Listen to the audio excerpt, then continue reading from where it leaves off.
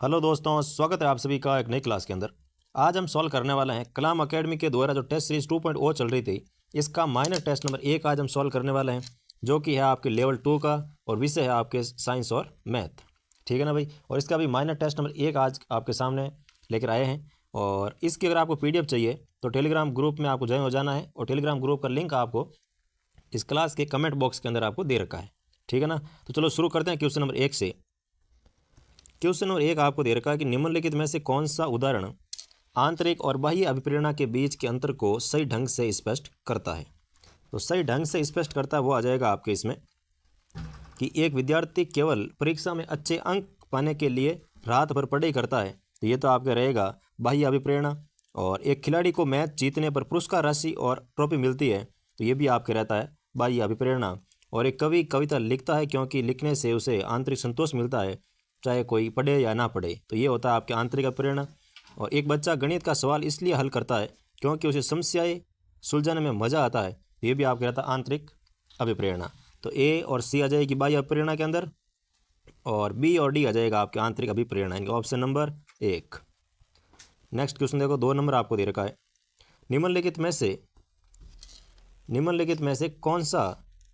निम्नलिखित परिस्थितियों में से कौन सी जैविक और कौन सी मनोसामाजिक की सही पहचान है। तो कौन सी जैविक और मनोसामाजिक की सही पहचान है वो आपको चयन करना है। तो इसमें आ जाएगा आपके एक व्यक्ति लंबे समय तक भूखा रहने के बाद खाना तलाशता है, तो ये तो आपके जैविक है। और एक विद्यार्थी क्लास में सबसे आगे बैठना चाहता है ताकि उसे शिक्षक की प्रशंसा मिल सके, तो ये उसकी मनोसामाजिक है भाई। और कोई व्यक्ति प्यास बुझाने के लिए पानी पीता है, तो प्यास बुझाने के लिए यानी कि जैविक है। और कोई किशोर अपने मित्र समूह में कुल दिखाने के लिए महंगे जूते खरीदता है, तो ये भी आपके मनोसामाजिक है। तो A और C आ जाएगी आपके जैविक, और B और D आ जाएगी आपकी मनोसामाजिक, यानी ऑप्शन नंबर 1। नेक्स्ट क्वेश्चन देखो भाई, 3 नंबर आपको दे रखा है। कथन ये दे रखा है आपको कि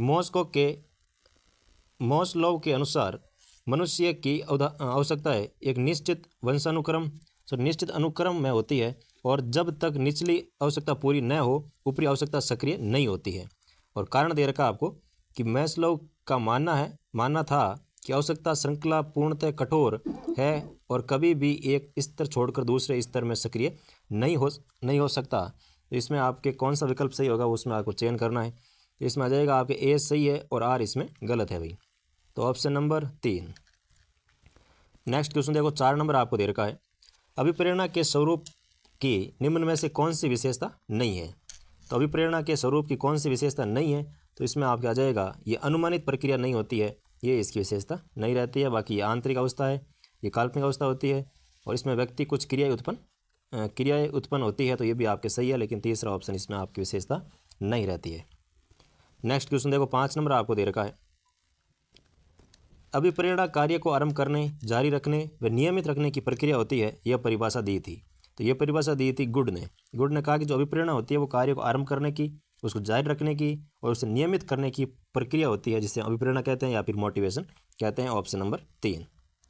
नेक्स्ट क्वेश्चन देखो, 6 नंबर आपको दे रखा है।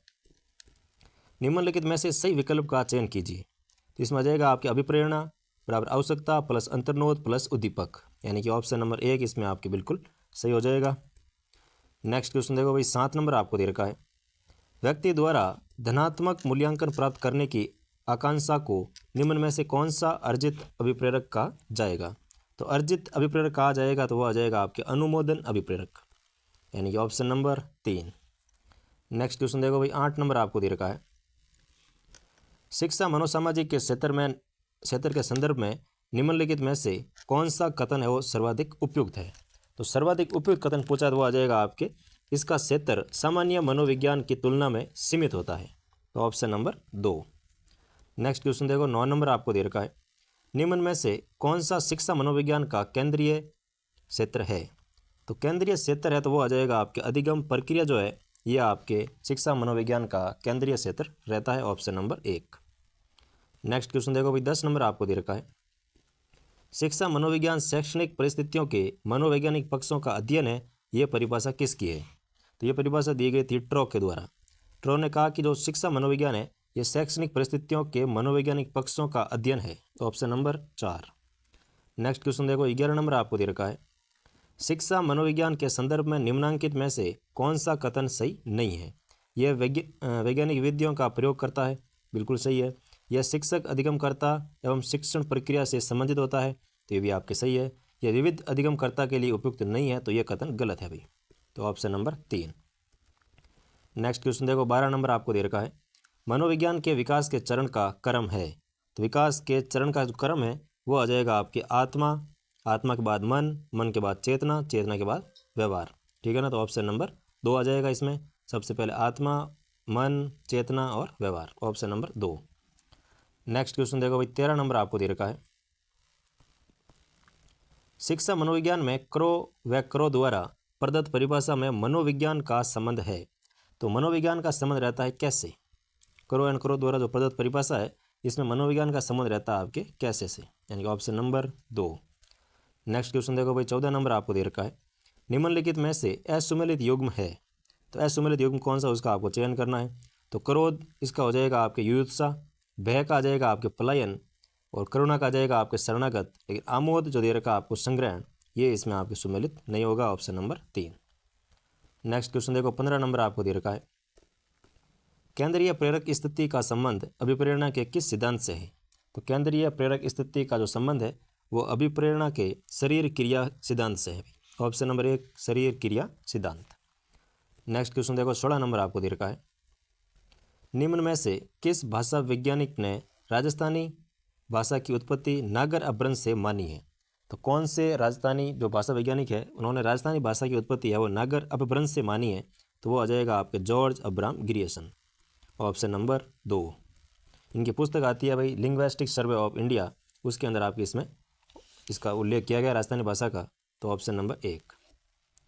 नेक्स्ट क्वेश्चन देखो, 17 नंबर आपको दे रखा है, निम्न में से ढाटी व देवड़ावाटी किस बोली की उपबोलियाँ हैं। तो ढाटी और जो देवड़ावाटी बोली है ये आपकी किस बोली की उपबोली रहती है, तो वो आ जाएगी मारवाड़ी बोली की, ऑप्शन नंबर 2। नेक्स्ट क्वेश्चन देखो, 18 नंबर आपको दे रखा है, निम्न में से क्षेत्र व बोली का कौन सा युग्म सुमेलित नहीं है। तो मालवी बोली झालावाड़ में बोली जाती है, नागरचौल करौली, तो नागरचौल करौली ये आपकी सुमेलित नहीं है। धावड़ी, उदयपुर, अयरवाटी, बैरोड, कोटपुतली ये सभी सुमेलित है, दूसरा ऑप्शन इसमें हो जाएगा आपके सुमेलित नहीं है। नेक्स्ट क्वेश्चन देखो, 19 नंबर आपको दे रखा है, निम्न में से कौन सी एक विशेषता राजस्थानी भाषा की डिंगल शैली की नहीं है। तो इसका विकास सौरसेनी अपभ्रंश से हुआ है, यही आपकी इसकी विशेषता नहीं रहती है। और यह एक वीर रसात्मक शैली होती है, बिल्कुल सही है। यह पश्चिमी राजस्थान की काव्य शैली रही है, तो ये भी आपकी सही है। रुक्मणी हरण, नाग दमन, ढोला मारूरा दुआ आदि शैली है इसी शैली में रचित है, तो ये भी आपकी सही है। लेकिन पहला ऑप्शन गलत है कि जो डिंगल शैली है ये आपके सौरसेनी अपभ्रंश से हुआ है, ये गलत है भाई, तो ऑप्शन नंबर 1। नेक्स्ट क्वेश्चन देखो भाई, 20 नंबर आपको दे रखा है, निम्न में से राजस्थानी भाषा दिवस प्रतिवर्ष कब मनाया जाता है। तो राजस्थानी भाषा दिवस मनाया जाता है आपके 21 फरवरी को, यानी कि ऑप्शन नंबर 2 21 फरवरी को राजस्थानी भाषा दिवस मनाया जाता है। नेक्स्ट क्वेश्चन देखो, 21 नंबर आपको दे रखा है, 2 अगस्त को बांसवाड़ा में आयोजित प्रधानमंत्री किसान उत्सव दिवस के राज्य स्तरीय समारोह के दौरान मुख्यमंत्री भजनलाल शर्मा ने उद्यानिकी ग्राह्य परीक्षण केंद्र का लोकार्पण किया। ये केंद्र कहाँ पर स्थित है। तो ये केंद्र स्थित है आपके खेमरी धौलपुर के अंदर। कहाँ स्थित है अभी, तो खेमरी धौलपुर के अंदर आपके ये केंद्र स्थित है, जिसका उद्घाटन भजनलाल शर्मा के द्वारा किया गया था, ऑप्शन नंबर 3। नेक्स्ट क्वेश्चन देखो, 21 नंबर हो गया। 22 नंबर आपको दे रखा है, हर घर तिरंगा अभियान के संबंध में निम्नलिखित कथनों पर विचार कीजिए और कौन सा कथन सत्य है उसका आपको चयन करके बताना है अभी। सबसे पहला दे रखा है, ये अभियान 2 से 15 अगस्त तक 3 चरणों में आयोजित किया गया था, तो बिल्कुल सही है। इसका आयोजन 2 से लेकर 15 अगस्त तक 3 चरणों में आयोजन किया गया था। पंचायती राज विभाग इस अभियान का नोडल विभाग था, तो ये भी आपके बिल्कुल सही है। नोडल विभाग जो है वो पंचायती राज विभाग रहता है। और तीसरा दे रखा है, इस अभियान में 3 लाख वॉलंटियर्स की सक्रिय भागीदारी के साथ राजस्थान देश में शीर्ष स्थान पर रहा था, तो ये कथन आप गलत है भाई। तो इसमें आप ए और बी कथन सही है, तो ऑप्शन नंबर 1 हर घर तिरंगा अभियान 2 से लेकर 15 अगस्त तक चला था, 3 चरणों में हुआ था, और इसका जो नोडल विभाग है वो आता है पंचायती राज विभाग। नेक्स्ट क्वेश्चन देखो भाई, 23 नंबर आपको दे रखा है, राज्य स्तरीय जनगणना समन्वय समिति के संबंध में निम्नलिखित कथनों पर विचार कीजिए और कौन सा कथन सत्य नहीं है उसका आपको चयन करना है। पहला दे रखा है, इस समिति का अध्यक्ष मुख्य सचिव सुधांशु पंत को बनाया गया था और गृह विभाग को इस समिति का प्रशासनिक विभाग है वो बनाया गया था। तो इसमें आपके कथन जो बी दे रखा है वो सत्य नहीं है भाई। बाकी पहला कथन बिल्कुल सत्य है कि जनगणना समन्वय समिति के जो अध्यक्ष बने थे वो मुख्य सचिव सुधांशु पंत थे। तो ऑप्शन नंबर 2 केवल और केवल 2। नेक्स्ट क्वेश्चन देखो 24 नंबर आपको दे रखा है। शिक्षा मंत्रालय के स्कूली शिक्षा एवं साक्षरता विभाग द्वारा राजस्थान की किस शिक्षिका का चयन राष्ट्रीय शिक्षा पुरस्कार 2025 हेतु किया गया था? तो वो शिक्षिका आ जाएगी आपके नीलम यादव। नीलम यादव का चयन हुआ था राष्ट्रीय शिक्षा पुरस्कार 2025 के लिए। Option number 3। नेक्स्ट क्वेश्चन देखो 25 नंबर आपको दे रखा है। 23 से 21 अगस्त तक चेक गणराज्य में आयोजित para archery world ranking tournament में राजस्थान के किन 2 खिलाड़ियों ने स्वर्ण पदक जीते थे? तो para archery world ranking tournament जो कि आपके चेक गणराज्य के अंदर हुआ था 23 से लेकर 21 अगस्त के मध्य हुआ था। इसमें राजस्थान के कौन कौन से खिलाड़ियों ने भाग लिया था? तो वो आ जाएगा आपके श्याम सुंदर स्वामी और धन्नाराम गोदारा, यानी कि ऑप्शन नंबर 3 श्याम सुंदर स्वामी और धन्नाराम गोदारा। नेक्स्ट क्वेश्चन देखो भाई 26 नंबर आपको दे रखा है। 22 अगस्त 2025 को नवीकरणीय ऊर्जा क्षेत्र में आजीविका के अवसरों को बढ़ाने हेतु किन 2 संस्थाओं के साथ MOU हस्ताक्षर किया गया था? तो ये आ जाएगा आपके राजीविका और एनर्जी एफिशिएंसी लिमिटेड के साथ। तो ऑप्शन नंबर 1। नेक्स्ट क्वेश्चन देखो 27 नंबर आपको दे रखा है। निम्नलिखित में से किस स्थान या किस सभ्यता स्थल से हूण आक्रमण के साक्ष्य प्राप्त हुए हैं? तो हूण आक्रमण के साक्ष्य मिले हैं अपने बैराट सभ्यता से। तो ऑप्शन नंबर 4। नेक्स्ट क्वेश्चन देखो 28 नंबर आपको दे रखा है। किस अभिलेख में सोमेश्वर चौहान को प्रताप लंकेश्वर की उपाधि प्रदान की गई थी? तो सोमेश्वर चौहान को बिजोलिया अभिलेख के अंदर प्रताप लंकेश्वर की उपाधि प्रदान की गई थी भाई। तो ऑप्शन नंबर 3 सोमेश्वर चौहान, बिजोलिया अभिलेख और प्रताप लंकेश्वर। नेक्स्ट क्वेश्चन देखो 29 नंबर आपको दे रखा है। रणथंभौर के चौहान वंश का संस्थापक कौन था? तो चौहान वंश के संस्थापक थे अपने Govind Raj ji. Option number 1। Next question देखो किस जाट शासक ने 1766 ईस्वी में होलकर को पराजित करके धौलपुर पर अधिकार किया था? तो वो आ जाएगा आपके जवाहर सिंह के द्वारा। जवाहर सिंह ने 1766 के अंदर होलकर को पराजित करके धौलपुर पर अधिकार कर लिया था। तो option number 4 Jawahar Singh. Next question देखो 31 नंबर आपको दे रखा है। राजपूतों की उत्पत्ति संबंधी मत में सही सुमेलित नहीं है। तो कौन सा मत सही सुमेलित नहीं है उसका आपको चयन करना है। तो वैदिक आर्यों की संतान, तो ये सीवी वैद ने कहा था कि ये वैदिक आर्यों की संतान है। सीतियन की संतान, तो ये कहने वाले थे आपके कर्नल जेम्स टॉड। हूणों की संतान, तो ये कहने वाले थे आपके VA स्मिथ। और ब्राह्मणों से उत्पत्ति, तो डॉक्टर GH ओझा। ये कथन आपको जाएगा असुमेलित। Option number 4। नेक्स्ट क्वेश्चन देखो 32 नंबर आपको दे रखा है। आबू के परमार वंश का संस्थापक कौन था? तो आबू के परमार वंश के जो संस्थापक थे वो आते हैं आपके Dhumraj Parmar. Option number 2। Next question देखो भाई 33 नंबर आपको दे रखा है। अर्थुणा में मंडलेश्वर मंदिर का निर्माण किसने करवाया था? तो अर्थुणा जो है उसमें आपके मंडलेश्वर मंदिर है, उसका निर्माण किसने करवाया? तो वो आ जाएगा आपके चामुंड राय के द्वारा। किसने करवाया भाई? तो चामुंड राय ने अर्थुणा के अंदर मंडलेश्वर मंदिर का निर्माण करवाया था। Option number 2। नेक्स्ट क्वेश्चन देखो 34 नंबर आपको दे रखा है। यादव वंश के किस शासक ने करौली को सर्वप्रथम अपनी राजधानी बनाया था? तो वो आ जाएगा आपके धर्मपाल सेकंड जो है, इन्होंने करौली को सर्वप्रथम राजधानी बनाया था। Option number 2। नेक्स्ट क्वेश्चन देखो 35 नंबर आपको दे रखा है। निम्न में से कौन सी सही सुमेलित नहीं है? तो चांदी के पात्र आहट से प्राप्त हुए हैं, ये आपकी गलत है भाई। और अकबरकालीन टकसाल ये आपके बैराट से प्राप्त हुई है। दोहरी पेचदार सिरा वाली पिन ये आप गणेश्वर सभ्यता से प्राप्त हुई है। बेलनाकार तंदूर ये अपने कालीबंगा सभ्यता से प्राप्त हुई है। तो इसमें आपके पहला ऑप्शन हो जाएगा असुमेलित। नेक्स्ट क्वेश्चन देखो 36 नंबर आपको दे रखा है। निम्नलिखित जाट राजवंश के शासकों को काल कर्मानुसार व्यवस्थित कीजिए। कौन सा सबसे पहले हुआ, उसके बाद कौन, उसके बाद इसके अकॉर्डिंग आपको व्यवस्थित करके बताना है भाई। तो सबसे पहले इसमें आ जाएगा आपकी गोकुला जाट, तो सबसे पहले B। फिर आ जाएगा आपके गोकुला जाट के बाद आ जाएगा इसमें आपके राजा राम जी, तो इसमें आ जाएगा C। और फिर दे रखा आपके चूड़ामन, तो A। फिर आ जाएगा आपके सूरजमल, यानी कि ऑप्शन नंबर 1 इसमें बिल्कुल आपके सही होगा। सबसे पहले गोकुला जाट, फिर आएगा राजा राम, फिर आएगा चूड़ामन, फिर आएगा आपके सूरजमल, यानी कि ऑप्शन नंबर 1। नेक्स्ट क्वेश्चन देखो 37 नंबर आपको दे रखा है। निम्नलिखित सभ्यता व उनके खोजकर्ता में सही सुमेलित नहीं है। ये तरफ दे रखी है सभ्यता, सामने दे रखी है उनके खोजकर्ता, तो कौन सा सही सुमेलित नहीं है उसका आपको चयन करना है भाई। तो कालीबंगा, इसमें आपका आ जाएगा अमलानंद घोष। आर्य सभ्यता अक्षय कीर्ति व्यास या एक के व्यास। गणेश्वर सभ्यता रतनचंद अग्रवाल। बालातर सभ्यता बीबी लाल। तो ये बीबी लाल जो है ये आपको हो जाएगा गलत, ऑप्शन नंबर 4। नेक्स्ट क्वेश्चन देखो, 38 नंबर आपको दे रखा है, निम्नलिखित में से कौन से साक्ष्य कालीबंगा उत्खनन से प्राप्त हुए हैं। तो कौन से साक्ष्य प्राप्त हुए हैं और उसके बाद आपको जो ये कोड दे रखे हैं इसमें से सही उत्तर का चयन भी करना है भाई। तो इसमें आपको दे रखा है सबसे पहले कि बेलनाकार मोहरे। तो बेलनाकार मोहरे प्राप्त होती है कालीबंगा सभ्यता से, बिल्कुल सही है। लाल रंग के मिट्टी के बर्तन, ये भी आपकी कालीबंगा सभ्यता से प्राप्त होते हैं। भूकंप के प्राचीनतम साक्ष्य, ये भी आपके कालीबंगा सभ्यता से प्राप्त होते हैं।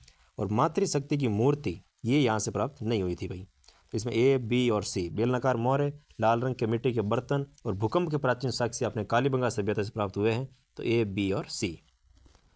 तो ए, बी और सी यानी कि ऑप्शन नंबर 3 जो है वो इसमें आपके सही आंसर हो जाएगा भाई, ऑप्शन नंबर 3।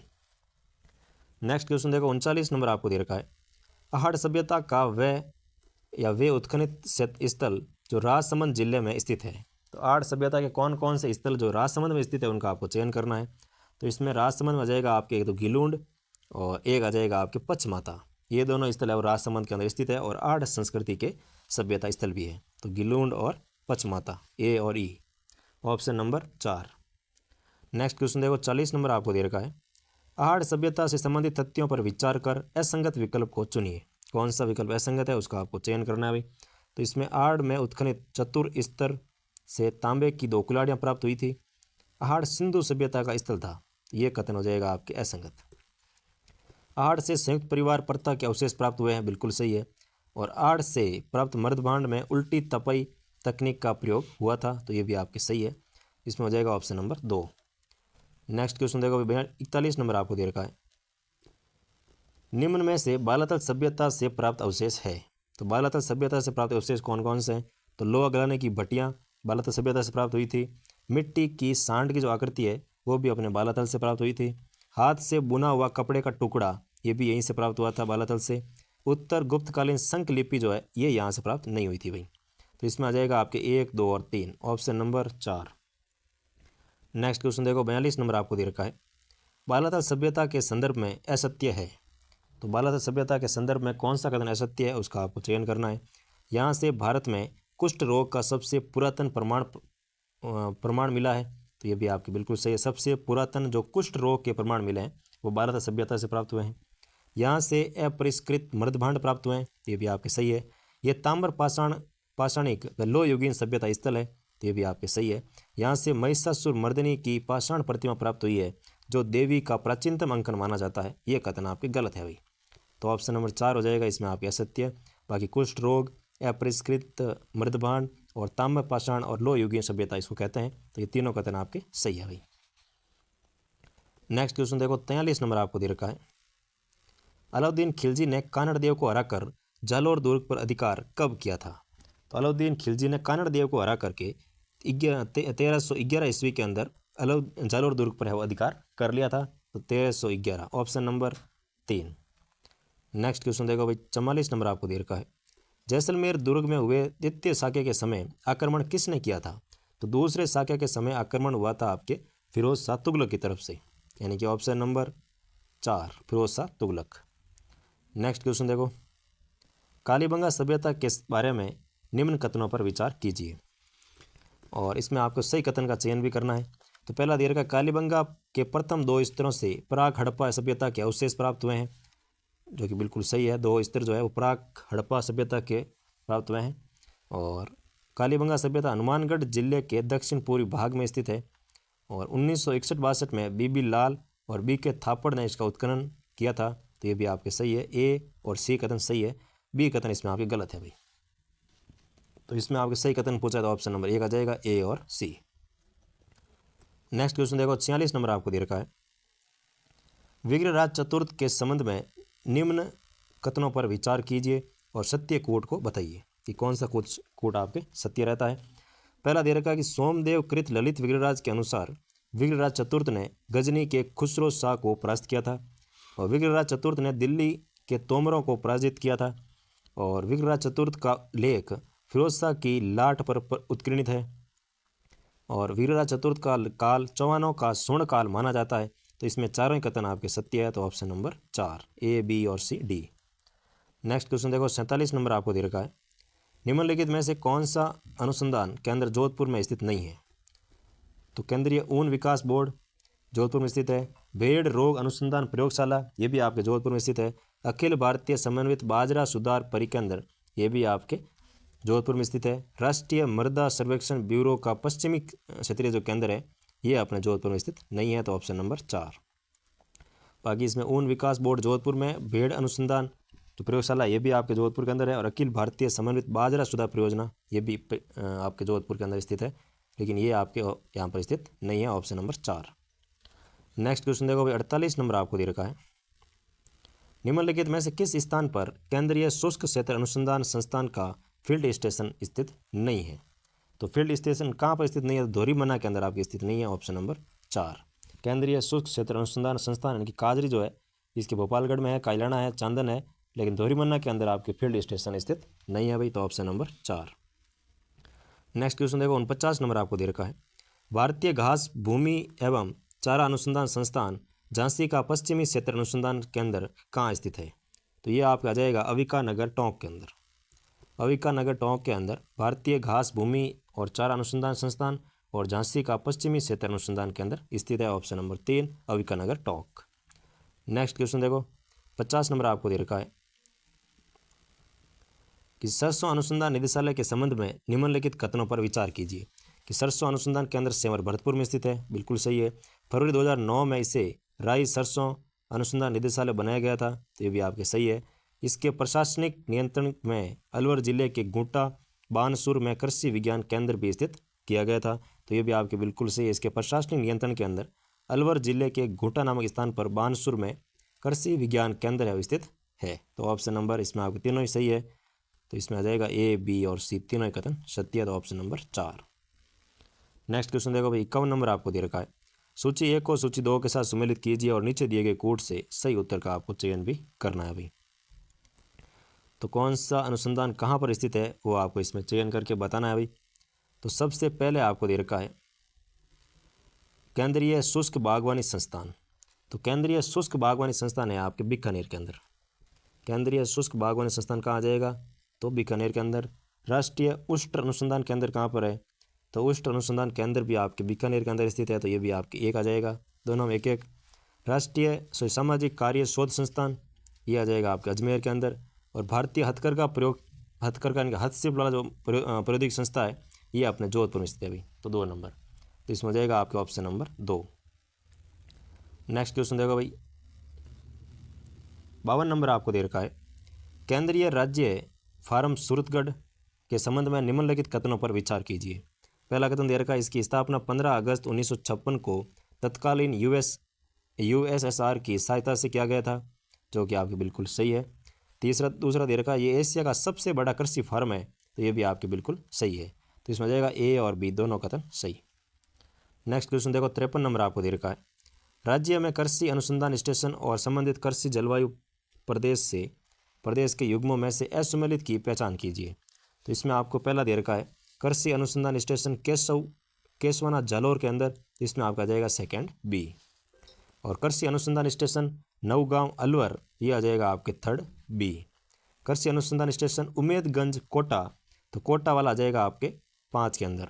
और कृषि अनुसंधान station Mandore Jodhpur first B, तो फर्स्ट बी में नहीं है, फर्स्ट ए के अंदर है, क्योंकि फर्स्ट बी वाला आता है अपने सिटी क्षेत्र जो आपने आता है गंगानगर हनुमानगढ़, वहाँ पे रहता है फर्स्ट बी, और फर्स्ट ए रहता है अपने जोधपुर ये बाड़मेर ये वाला एरिया, तो इसमें आप ये कथन हो जाएगा असम्मिलित, ऑप्शन नंबर 4। नेक्स्ट क्वेश्चन देखो, 54 नंबर आपको दे रखा है, निम्नलिखित में से कौन सा कृषि विज्ञान केंद्र ग्राम उत्थान विद्यापीठ नामक एनजीओ के प्रशासनिक नियंत्रण में है? तो वो आ जाएगा आपके Sangaria Hanumangarh, option number 2। Next question देखो, 55 नंबर आपको दे रखा है, राजस्थान स्थित वालुका स्तूपों के संदर्भ में निम्न पर विचार कीजिए। 2 कथन दे रखे हैं, इस पर आपको विचार करना है और कौन सा कथन सत्य है उसका चयन करना है। तो राज्य के सूरतगढ़ श्री गंगानगर पोखरण व मोहनगढ़ जैसलमेर क्षेत्र में तारा वालुका स्तूप पाए जाते हैं। और शेखावटी प्रदेश में अधिकांशतः अर्धवृत्ताकार बालू का स्तूपों का विस्तार है। तो इसमें आपके दोनों कथन सत्य, ए व बी दोनों सत्य। नेक्स्ट क्वेश्चन देखो भाई, 56 नंबर आपको दे रखा है, निम्न में से उत्तरी अरावली स्थित शिखर है। तो उत्तरी अरावली का शिखर है आपके सीरावास। ऑप्शन नंबर 2 सीरावास जो है ये उत्तरी अरावली का शिखर रहता है, ऑप्शन नंबर 2। नेक्स्ट क्वेश्चन देखो, 57 नंबर दे रखा है, राजस्थान में परिहारा लवणीय गर्त स्थित है। तो परिहारा लवणीय जो गर्त है ये स्थित है आपके बागर प्रदेश के अंदर। ऑप्शन नंबर 1 बागर प्रदेश, परिहारा लवणीय गर्त। नेक्स्ट क्वेश्चन देखो, 58 नंबर आपको दे रखा है, 58 नंबर में दे रखा है, निम्नलिखित में से ब्यावर में स्थित दर्रा है। तो कौन कौन से दर्रा ब्यावर में स्थित है उसका आपको चयन करना है। तो सूरा घाट ब्यावर के अंदर है, शिवपुरा घाट ब्यावर के अंदर है, और परवेरिया दर्रा ये भी आपके ब्यावर के अंदर स्थित है, यानी कि ऑप्शन नंबर 4 1 बी और सी। नेक्स्ट क्वेश्चन देखो, 59 नंबर आपको दे रखा है, राजस्थान स्थित पूर्व के मैदान के संदर्भ में असत्य कथन है। तो राजस्थान स्थित पूर्व के जो मैदान है उनके संदर्भ में असत्य कथन कौन सा उसका आपको चयन करना है। तो पूर्व के मैदान में विंध्यन पठार इस प्रदेश की दक्षिण पूर्वी सीमा पर स्थित है। देवगढ़ का पिटमांड मैदान इस प्रदेश का अभिन्न अंग है। यह मैदान पश्चिम से पूर्व की 50 सेंटीमीटर वर्षा रेखा का विभाजन करता है। तो ये भी आपके सही है। डाबी पठार इस प्रदेश को विशिष्ट भुआ करती है। तो ये कथन आपके गलत है भाई, तो ऑप्शन नंबर 4। नेक्स्ट क्वेश्चन देखो, 60 नंबर आपको दे रखा है, निम्नलिखित में से भू आकृतिक प्रदेश और भूदृश्य में से असुमेलित युग्म है। तो शाहबाद उच्च प्रदेश, रामगढ़ क्रेटर, भूमि पर्वत श्रेणी, तो खटगढ़ दर्रा जो है ये आपके भूमि बूंदी पर्वत श्रेणी में आता है। मध्य माही बेसिन ये आ जाएगा वागड़ के अंदर। झालावाड़ का पठार ढाट, तो ये कथन गलत है भाई।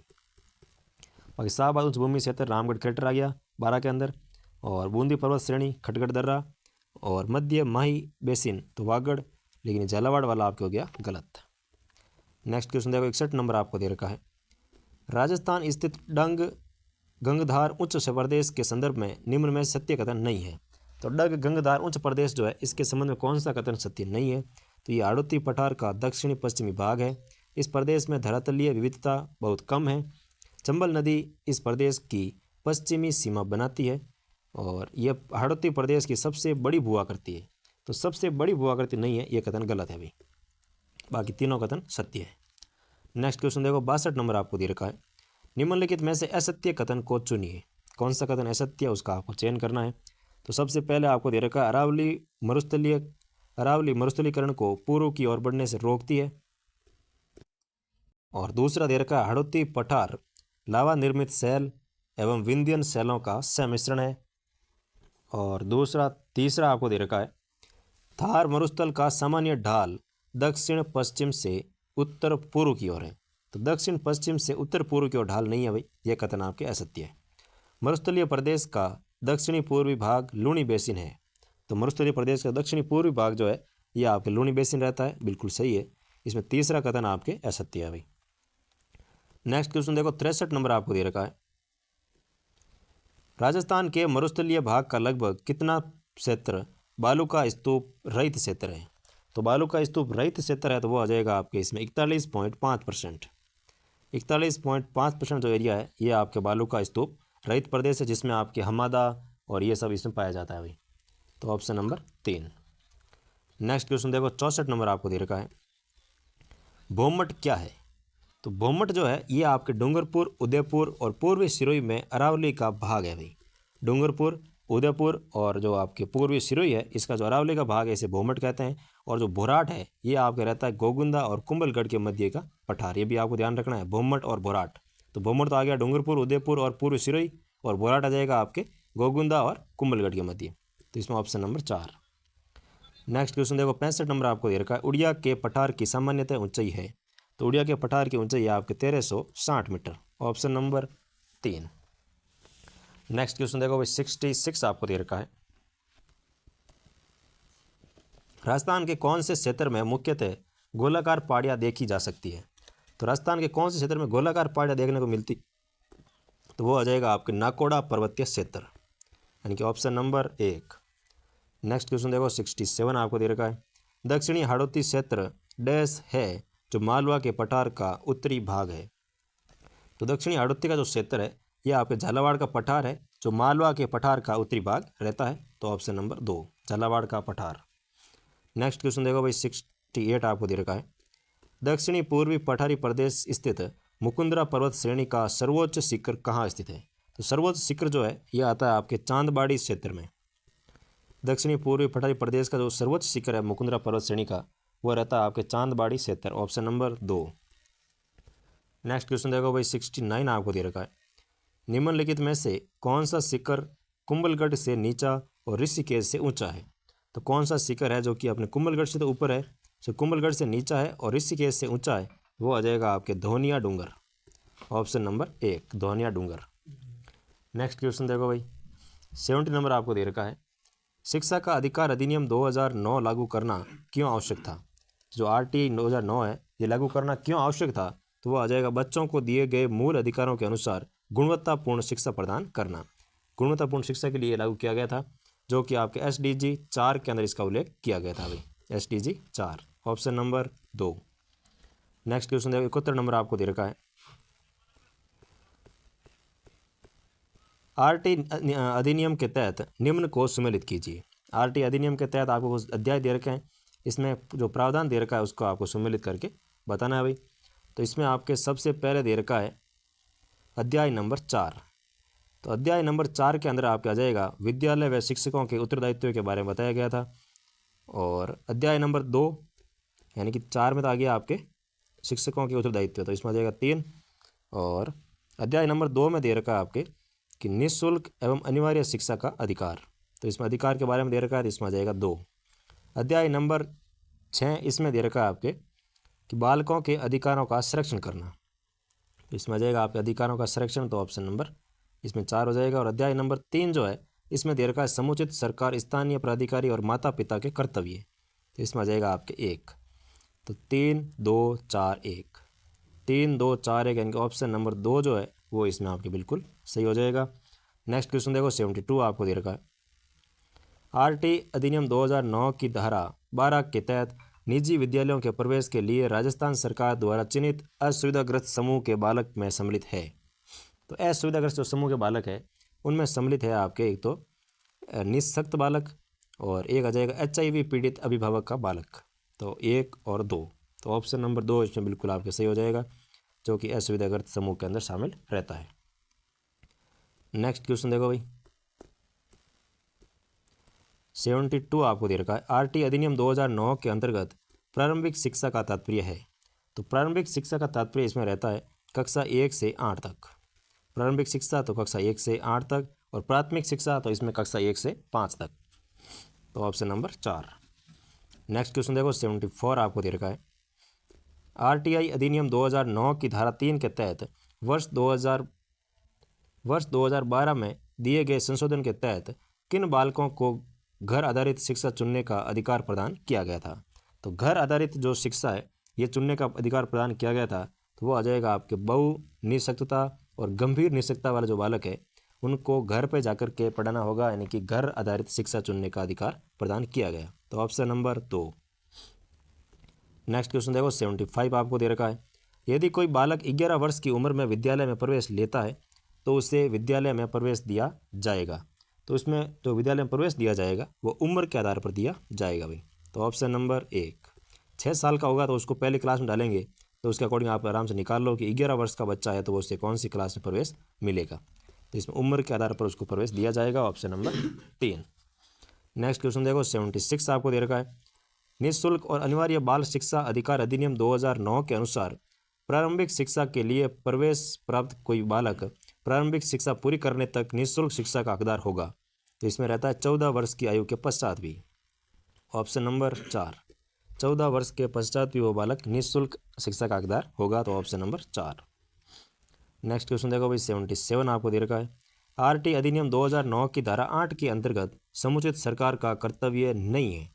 तो समुचित सरकार कर्तव्य कौन सा नहीं है उसका आपको चयन करना है कि शिक्षकों के लिए प्रशिक्षण सुविधा उपलब्ध करवाना, ये कर्तव्य है। बच्चों के शिक्षा के लिए आसपास स्कूल उपलब्ध कराना, ये भी कर्तव्य है। आयोग के अनुसार प्रवेशित बालकों के लिए विशेष प्रशिक्षण सुविधा उपलब्ध करवाना, तो ये भी इसका प्रावधान है।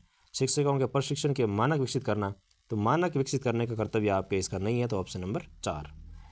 नेक्स्ट क्वेश्चन देखो 78 आपको दे रखा है।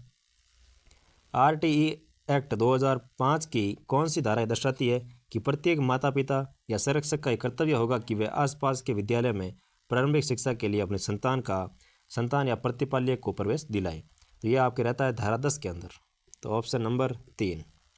धारा 10 में ये कहा गया कि माता पिता और संरक्षक जो अपने बच्चे या फिर जो प्रतिपाल्य है उसको आसपास के स्कूल के अंदर अनिवार्य रूप से प्रवेश दिलवाना होगा। तो ऑप्शन नंबर 3।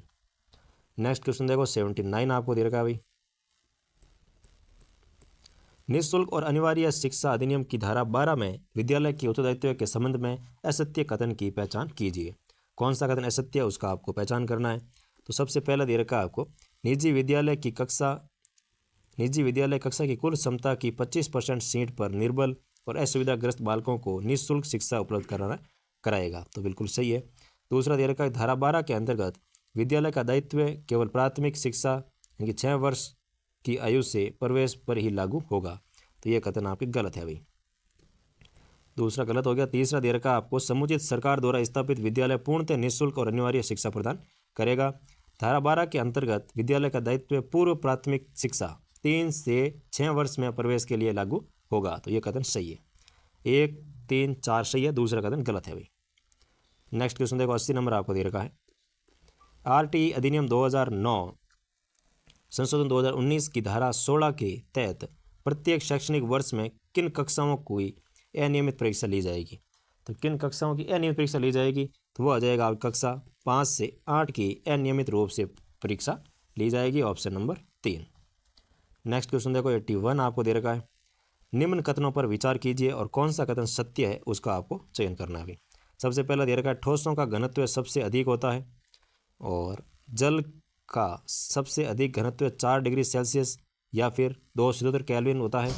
और तीसरा दे रखा आपको, द्रव्य का आकार निश्चित होता है। तो द्रव्य का आकार निश्चित नहीं होता है, द्रव्य को जैसे बर्तन में डालोगे वैसा उसका आकार हो जाता है। तो इसमें आपके ए और बी यानी कि ऑप्शन नंबर 1।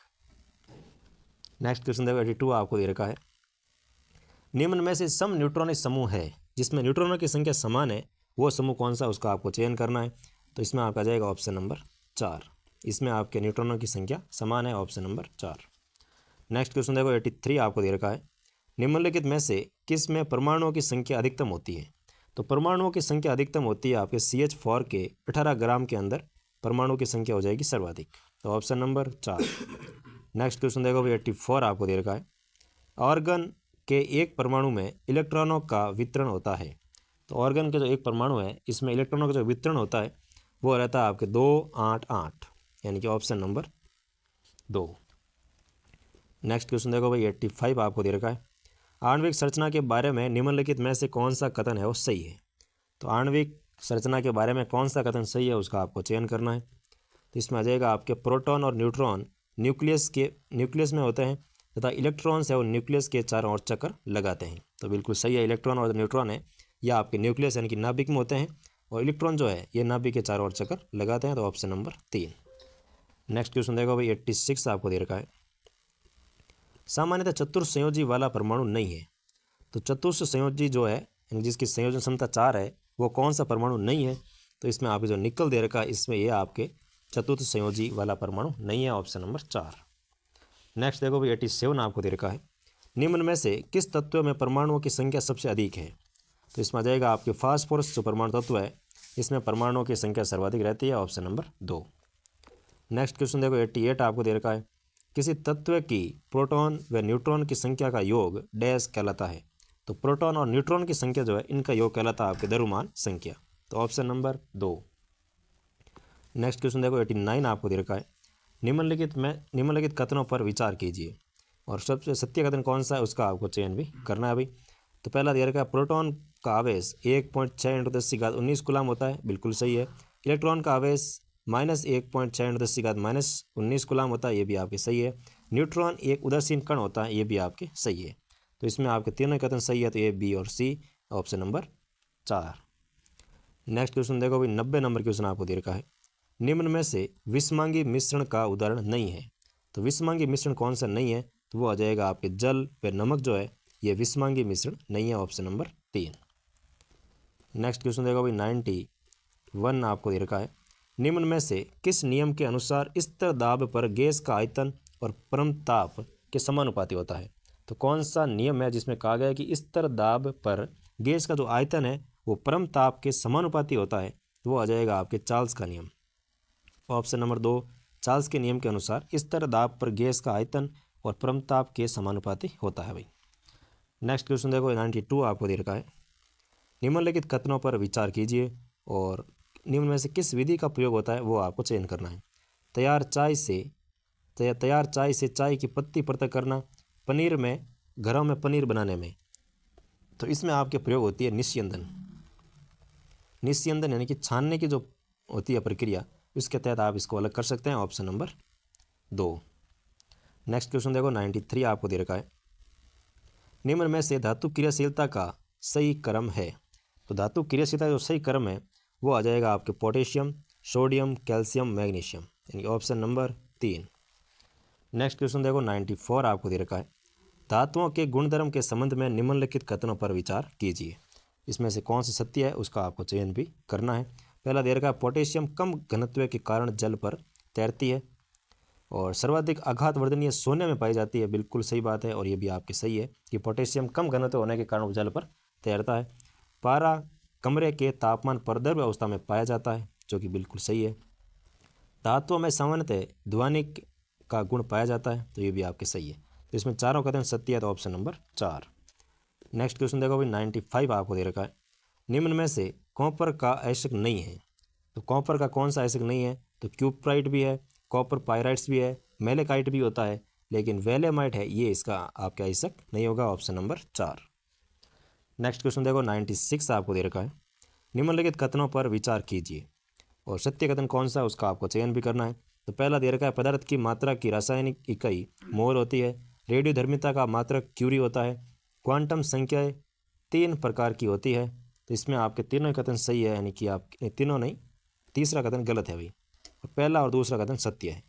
तो इसमें आ जाएगा आपका ऑप्शन नंबर 1 ए व बी, कि पदार्थ की मात्रा ही रासायनिक इकाई मोल होती है और रेडियोधर्मिता का मात्रक क्यूरी होता है। Option number 1। नेक्स्ट क्वेश्चन देखो 97 आपको दे रखा है। निम्नलिखित में से कौन सी अधातु एक गैसीय है? तो कौन सी अधातु एक गैसीय है? तो वो आ जाएगा आपके फ्लोरीन जो है ये गैसीय अवस्था में पाई जाती है और एक अधातु है। तो ऑप्शन नंबर 3। नेक्स्ट क्वेश्चन देखो भाई 98 आपको दे रखा है। ए युग किस तत्व का प्रतीक है? तो ए युग जो है ये आपके होता है ओरम का। ओरम यानी कि इसमें कह सकते हैं आपके जो सोना है इसका प्रतीक रहता है ए यू। Option number 3। और एच जी होता है आपके चांदी का, ठीक है ना। नेक्स्ट क्वेश्चन देखो 99 आपको दे रखा है। निम्न में से निम्न कथनों पर विचार कीजिए और कौन सा कथन सत्य है उसका आपको चयन करके बताना है भाई। तो सबसे पहले आपको दे रखा है कि समस्थानिकों के रासायनिक गुण असमान लेकिन भौतिक गुण समान होते हैं। जो समस्थानिक होते हैं उसमें रासायनिक गुण तो असमान होते हैं लेकिन भौतिक गुण है वो समान होते हैं। और दूसरा दे रखा है किसी तत्व का प्रत्येक समस्थानिक शुद्ध पदार्थ होता है। तो सत्य कथन पूछा जिसमें आपके केवल और केवल दूसरा कथन सत्य है, यानी कि ऑप्शन नंबर बी, क्योंकि समस्थानिकों के रासायनिक गुण समान होते हैं, भौतिक गुण असमान होते हैं। तो इसमें आ जाएगा ऑप्शन नंबर 2। नेक्स्ट क्वेश्चन देखो भाई 100 नंबर आपको दे रखा है। एल्यूमिनियम कार्बोनेट का रासायनिक सूत्र है।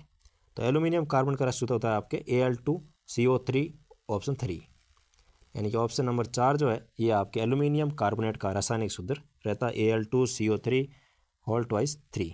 Option number 4। नेक्स्ट क्वेश्चन देखो भाई 101 आपको दे रखा है। निम्न में से किस नियम के अनुसार किसी परमाणु में उपस्थित 2 इलेक्ट्रॉनों की चारों क्वांटम संख्या एक समान नहीं होती है? तो ये कौन सा नियम था? इसमें आ जाएगा आपके पावली का अपवर्जन का नियम। कौन सा नियम हो जाएगा भाई? तो पावली का अपवर्जन का नियम, ऑप्शन नंबर 2। नेक्स्ट क्वेश्चन देखो 102 आपको दे रखा है।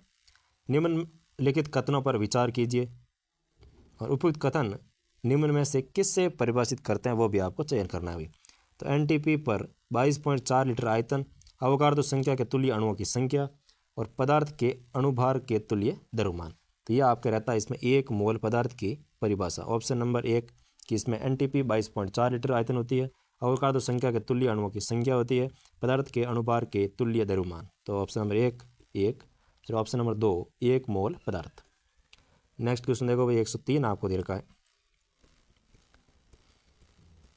बोर के परमाणु मॉडल के अनुसार, तो बोर के परमाणु मॉडल के अनुसार इसमें कौन सा कथन आपके सत्य रहता है वो आपको चयन करके बताना है भाई।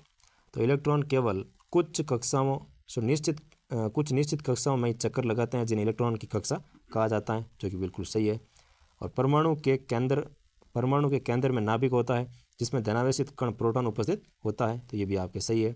कक्षाओं में इलेक्ट्रॉन का कोणीय संवेग NH/2 होता है, ये भी आपके बोर के परमाणु मॉडल के अनुसार बिल्कुल सही है। इसके अनुसार एक निश्चित कक्षा में चक्कर लगाने पर इलेक्ट्रॉन की ऊर्जा में कोई परिवर्तन नहीं होता है, तो ये भी आपके बोर के अनुसार सही है। तो इसमें आपके चारों कथन सही है, तो ऑप्शन नंबर 4 A, B और C, D। नेक्स्ट क्वेश्चन देखो भाई, 104 आपको दे रखा है। कैल्शियम ऑक्साइड में कैल्शियम और ऑक्सीजन का द्रव्यमान का अनुपात है, तो कैल्शियम ऑक्साइड में जो इनका अनुपात रहता है वो आ जाएगा आपके 5:2, ऑप्शन नंबर 4। नेक्स्ट क्वेश्चन देखो 105 आपको दे रखा है।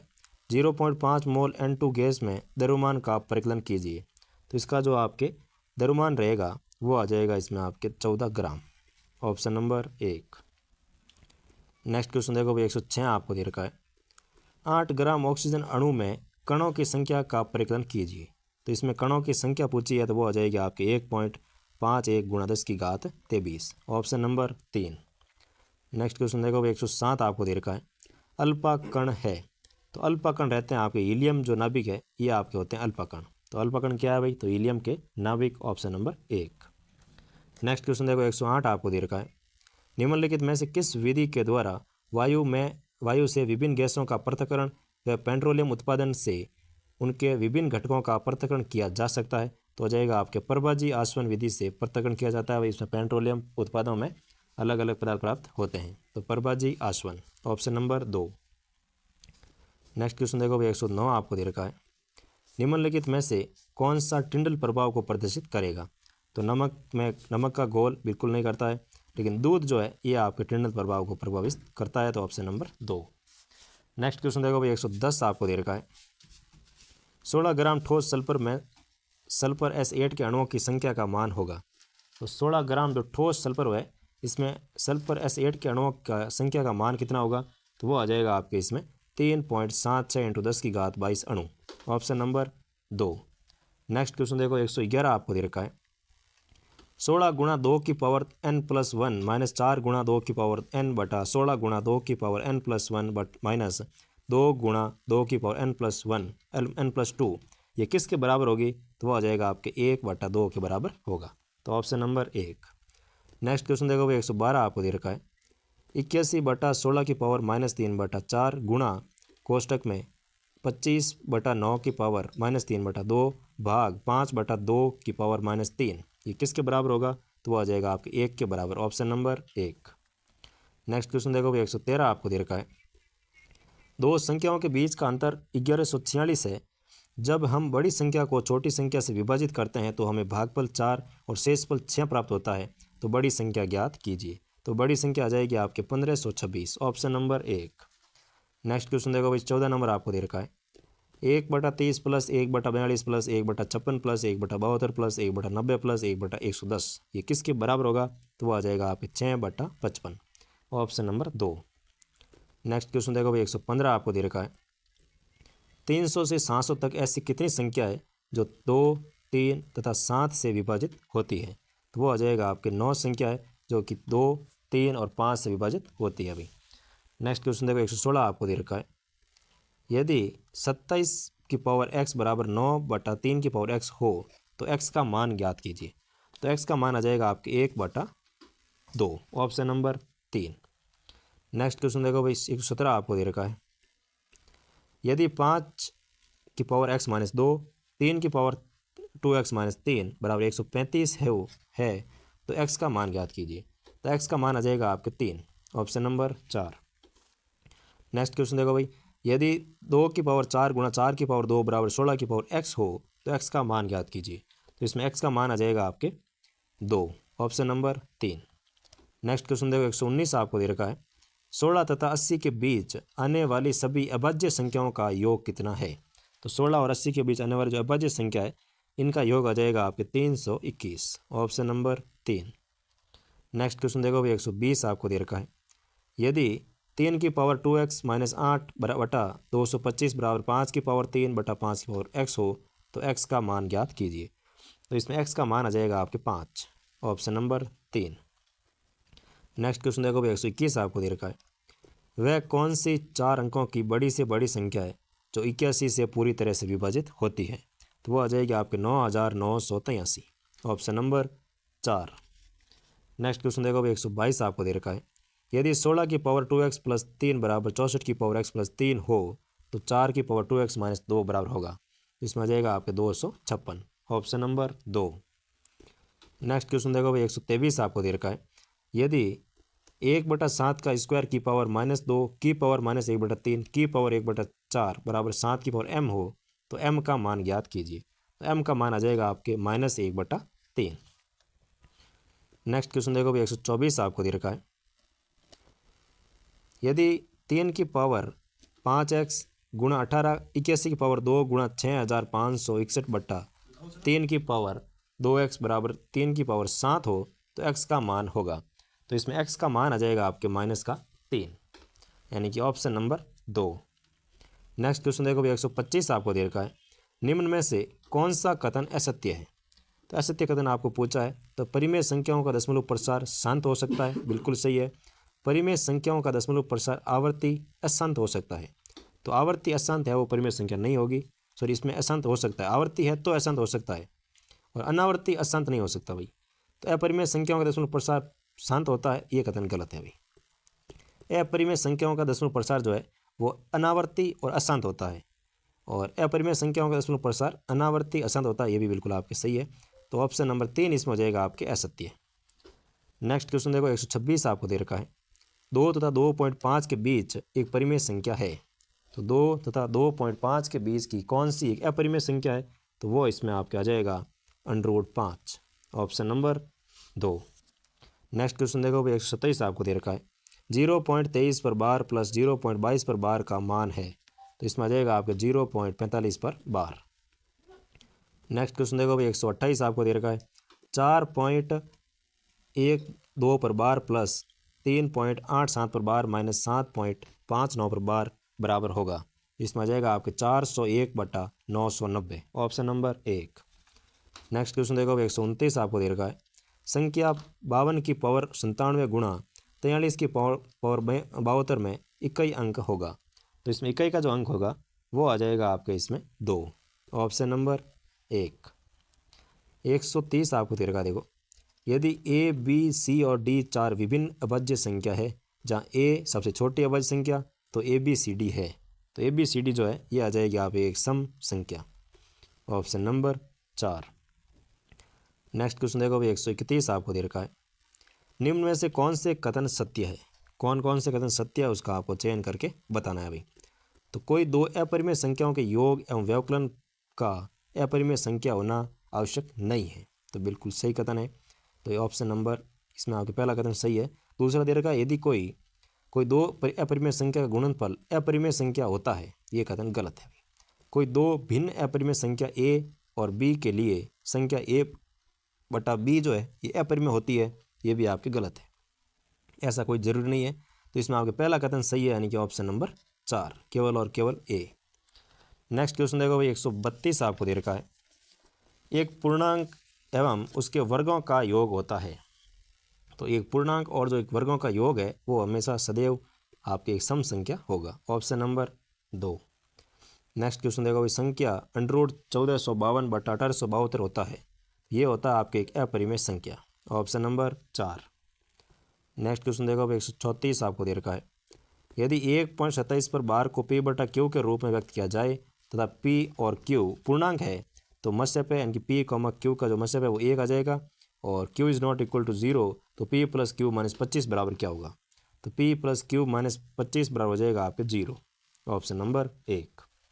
नेक्स्ट क्वेश्चन देखो 135 आपको दे रखा है, संख्या 441/2 की पावर 2 गुणा 5 की पावर 7 गुणा 7 की पावर 2 का दशमलव प्रसार है, तो इसका दशमलव प्रसार होगा आपके शांत, ऑप्शन नंबर 2।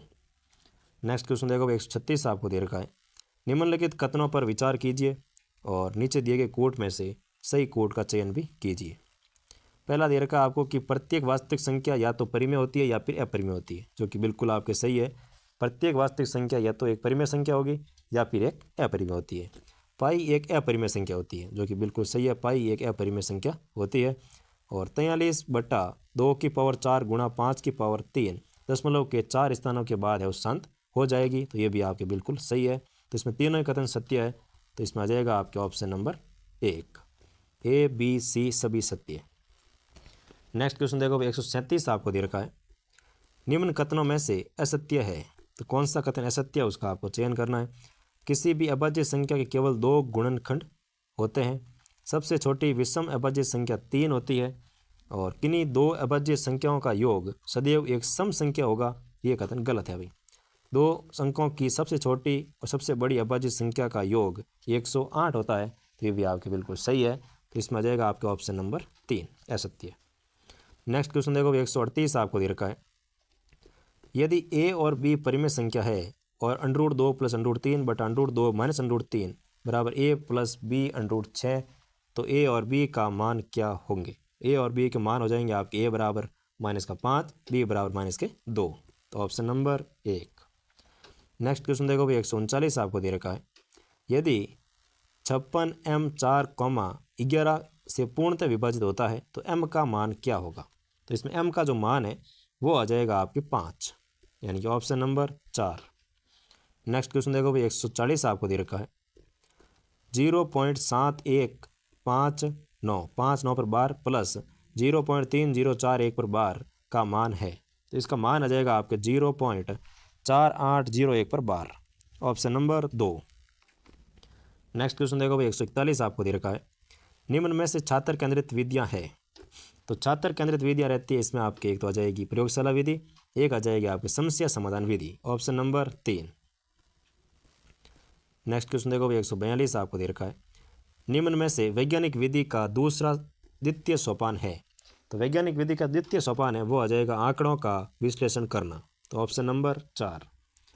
नेक्स्ट क्वेश्चन देखो भाई, 143 आपको दे रखा है, निम्न में से प्रयोगशाला विधि का शिक्षण सूत्र या शिक्षण सिद्धांत है, तो इसमें आपको दे रखा है सूक्ष्म से स्थूल से सूक्ष्म की ओर, ज्ञात से अज्ञात की ओर निरीक्षण द्वारा सीखना, तो इसमें आपके रहता है 1 और 3, सूक्ष्म से स्थूल की ओर और निरीक्षण द्वारा सीखना, ऑप्शन नंबर 2।